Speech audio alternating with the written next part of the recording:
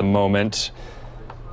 This is Southern California, and you can see it is just the radar has so much rain in the moment in Los Angeles. Heavy rain is expected to keep battering Southern California today and tomorrow, leading to possible flash flooding and debris flows in recent burn scars in the mountain. Fox 11 out of Los Angeles. Rick Diggert is live with me here on NewsNOW from Fox.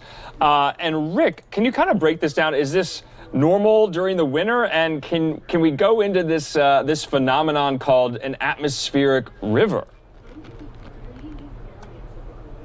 Not unprecedented, Andrew, and thank you for having me. It's good to be with you, coming from the South Bay area of Los Angeles County here. I'm in Redondo Beach, where we've had a couple of light showers, some sprinkles, nothing too significant yet. But you mentioned, Andrew, that AR, that atmospheric river, and essentially it's this narrow stream of moisture. We're talking about a stream of moisture anywhere from 250 to 350 miles wide that stretches from the tropics and subtropical area where there's a lot of warm, moist air, and it's directed right at California. We've seen it many times in the past. Again, not unusual.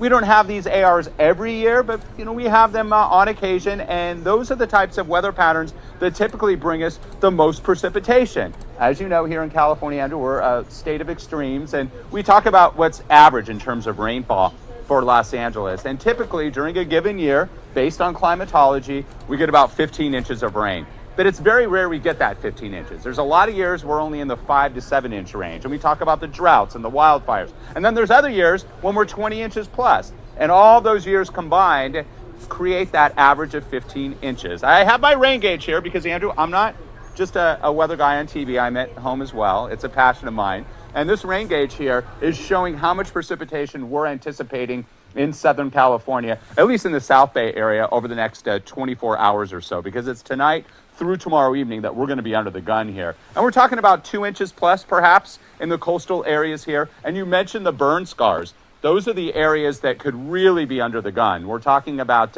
rainfall rates of 1/2 inch to 3/4 inch per hour. And if that occurs, that amount of rain in a short duration of time could bring those hillsides down. Remember, all those fires that burned across Southern California over the last several months. We had the most active wildfire season in California's history, the most acreage burned ever. And with those burn scars, you take away all the vegetation, you take away the roots that hold that hillside together. In addition to that, the superheated atmosphere and ground when those fires were burning, and we're talking about a temperature of 1,500 degrees Fahrenheit or above, it leaves behind this solid film, and that actually helps the hillside come down, unfortunately. And that's what we're worried about. Flash flood watches in effect for all those burn areas, a lot of snow in the mountains. We need it. We're parched here. But again, a lot in a short duration of time, not good. Rick, just lastly for you, for residents of Los Angeles County, when this happens and we do see heavy rain there, what do residents do to prepare? Is it kind of like a freak thing to them because they don't see it that often, they don't really know what to do, or are they prepared, when they go out, when they're driving, things like that? Give us kind of like the human element there. They know what they're going to be dealing with. Southern California, with our diverse topography, the coastal areas, the mountains, everybody likes living up on the hills for that view. If you live in what we call an urban wildland interface, essentially where those neighborhoods, those residential areas butt up against our rural areas, our forest areas, those are the areas that are vulnerable, and those are the areas that typically burn, those hillsides right above those homes. So those residents now that are worried about mud, rock, and debris flow were under the gun just a couple months ago as the hills were burning behind them. So they have a drill. They have a plan in place. They should, because we always talk about it, ready, set, go. If there's a wildfire, what you do, getting all those needed essentials together. But then when the rains come, they know as well that mud and debris can come down. So you go from fire to water. And they're conditioned to that, so they're aware of it, Andrew. It's a tough situation. Here in Southern California, again, you like to live in an area that provides the view and the unique aspect of Southern California, but those areas are typically the most vulnerable. And it's the fire areas, those burn areas, and I call it that urban wildland interface because it's where the urban areas meet the forest land. And those are the areas that burned right above those residents. Those are the hillsides that are scarred. Those people perhaps had to evacuate because of fires, and now they're under the gun because those hillsides might come down because of the dynamics I talked about.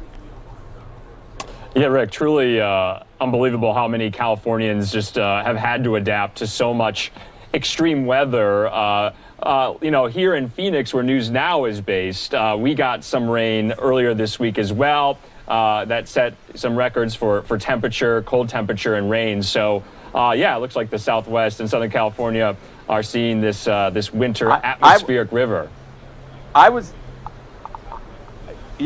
there actually, Andrew. I was with my girlfriend. Her mom lives there in the Phoenix area, and I was just there a few days ago, and we experienced that. We took off into that major storm. It was a bumpy ride. We endured the cold temperatures, the wind, the rain that you're experiencing there in the Southwest. There's been a major pattern shift because most of the winter time and autumn time here in Southern California, we've been dominated by high pressure. The jet stream's been to the north. That area of high pressure blocks those storms, those specific storms from Southern California. But that pattern has changed, and in a dramatic way. And that's what I talk about. We go from one extreme to the next. We desperately need the rain. We have a big deficit in terms of our water-year rainfall total, about 4 inches here in LA. We could erase a good chunk of that, at least half of it, by this time tomorrow. All right, Fox 11 in Los Angeles, live for us, Rick Dickert here on NewsNOW from Fox. You're right, I just moved to Phoenix. That was the first time I had seen rain. So we appreciate you being on NewsNOW. Hope to see you again. Yeah, there you go. Yeah, thanks for having me. I hope to be back with you, Andrew. Take care. All right, such an interesting story. Weather-wise, we bring you all the latest with all the weather angles happening around the country. We have the forecast. We have the radar as well that we get to use here to